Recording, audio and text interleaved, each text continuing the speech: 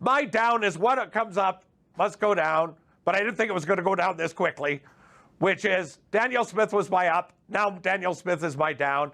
She's stumbled in the last week. When you say things like the most discriminated against group are the unvaccinated, even in Alberta, you're going to get some blowback. She never retracted. She never apologized. She tried to explain it, and there we go. She also had remarks about Ukraine. I'm not going to go into that in great detail. You can Google Danielle Smith and Ukraine, and you'll find out all about it. And she, again, it was about something she had posted months ago. She has explained it, and she says she loves Ukraine, so there we are with that. We also have a poll that came out, Leger poll at the end of last week, which shows that, remember, last election, the UCP won by 22 points, landslide. This time, it is neck and neck. The NDP are +2 or within the margin of error. And a lot of people in Alberta are sitting on the sidelines, are in the wait and see, I don't know, I'm undecided category, sitting on the fence and seeing what's going to happen.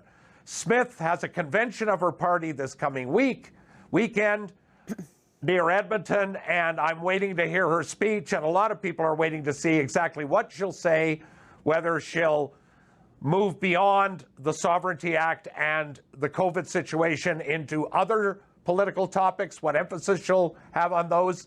But for the moment, big story is that her first few days of stumbling. Rob, your take on her? I mean, we're a week. I think tomorrow would mark a week of her being sworn in. Yeah, she's kind of the Liz Truss of Canada in a way. I mean, she's just, except her gaffes haven't quite been as costly. I think Prime Minister Truss in the UK will not survive as long as Danielle Smith will survive as Premier in Alberta. But that's my aside. But I think, yeah, I mean, Smith's gaffes and I mean, even she didn't win the party by that much. I mean, what did she win? 54, Rick? Was it 54%? Yeah. Something like that she won? That's not the kind of mandate you really need. That Travis Taves, had whatever 46%.